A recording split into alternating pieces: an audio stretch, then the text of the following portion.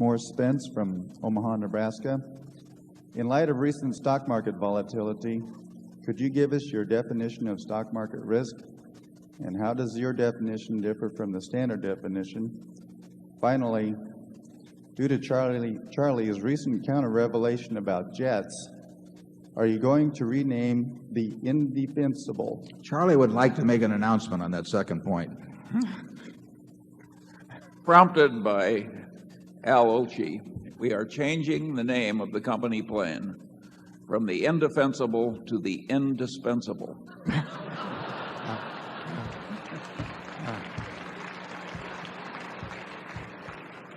Yeah, it was Chateaubriand, who incidentally was a writer and philosopher in addition to being the father of a piece of meat. Chateaubriand wrote one time, I believe I'm correct on my attribution here, that events make more traders than ideas. And if you think about that in terms of Charlie's remark, that the purchase of flight safety caused Charlie to have this counter-revelation, and it's an experience that is duplicated many times in life, where people flip over very quickly to a new view based on their new circumstances. Now, what was that first question again? I might add that I have a friend who's a United Airlines pilot, and he has recently been promoted into the 747-400. Before he started carrying people like you around for hire, he had to train intensively for 5 weeks. 100% of his training was in a simulator. They're that good.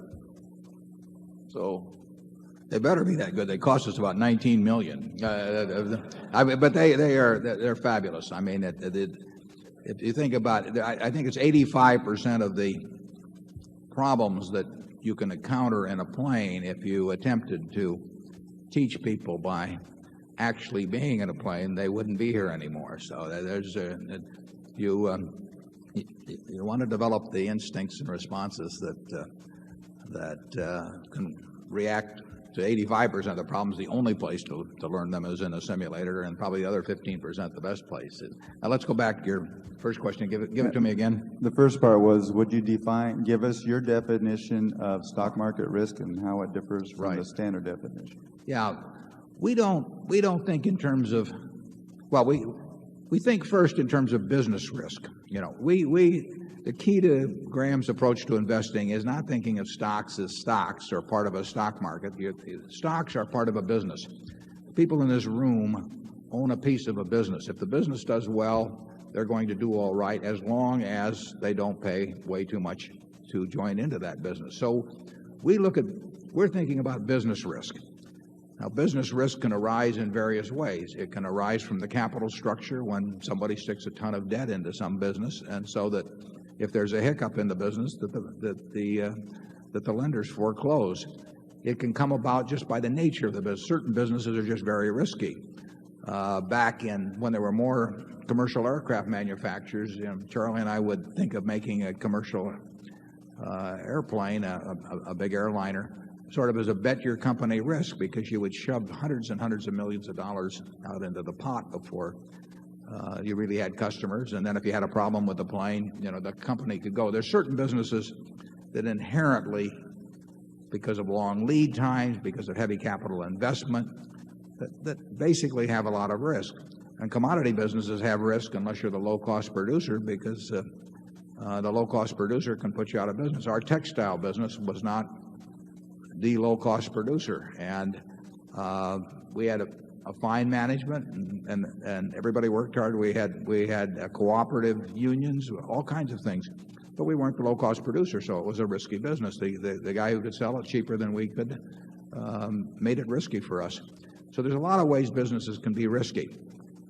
We tend to go into businesses that inherently are low risk and are capitalized in a way that low risk of the business is transformed into a low risk for the enterprise.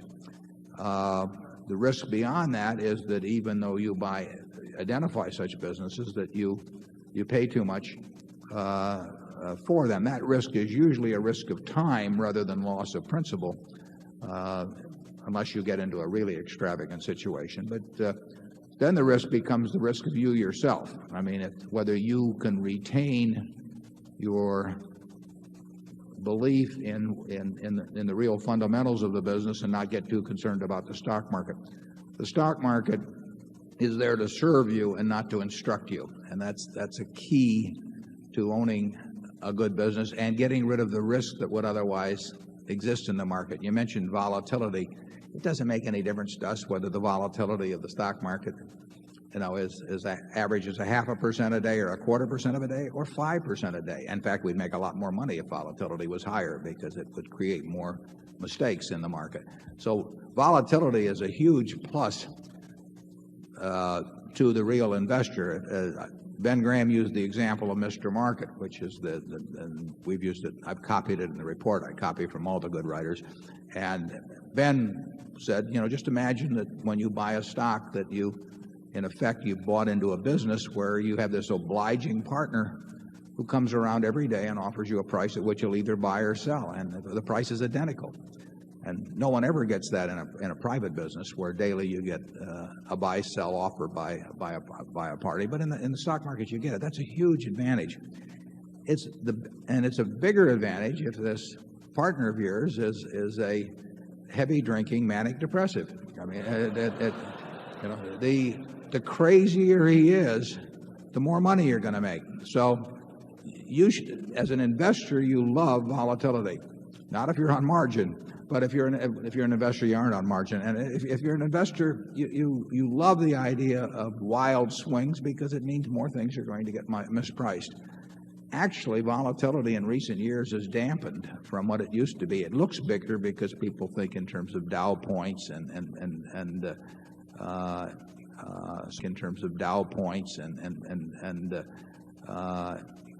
so they see these big numbers about plus 50 or minus 50 or something. But volatility was much higher many years ago than it is now, and you had the amplitude of the swings was really wild, and that gave you more opportunity.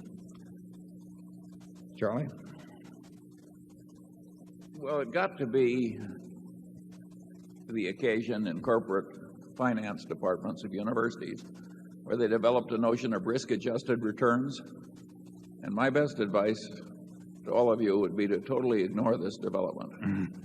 Risk had a very good colloquial meaning a substantial chance that something would go horribly wrong. And the finance professors sort of got volatility mixed up with a lot of foolish mathematics. And to me, it's less rational than what we do. And I don't think we're going to change. Yeah, finance department teach that volatility equals risk. Now they want to measure risk, and they don't know any other way. They don't know how to do it, basically. And so they say that volatility measures risk. And I've often used the example that the Washington Post stock, when we first bought it, had gone in 1973, had gone down almost 50%. From a valuation of the whole company of close to, say, 180 or 175 million down to maybe 80 million or 90 million. And because it happened very fast, the beta of the stock had actually increased, and a professor would have told you that the company was more risky if you bought it for 80 million than if you bought it for 170 million, which is something that I've thought about ever since they told me that 25 years ago, and I still haven't figured it out. Incidentally, I should make an announcement on that, because I think that I've made a certain amount of fun of finance departments over the years.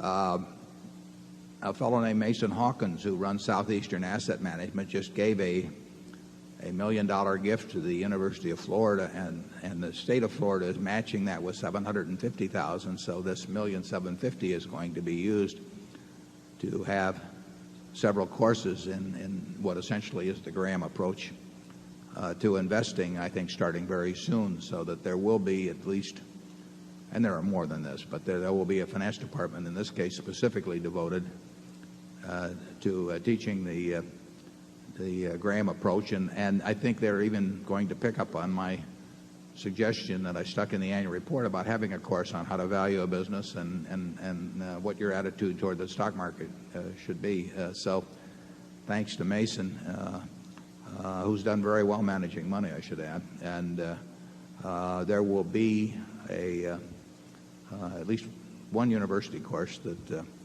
that tackles what I think are the important questions in investing.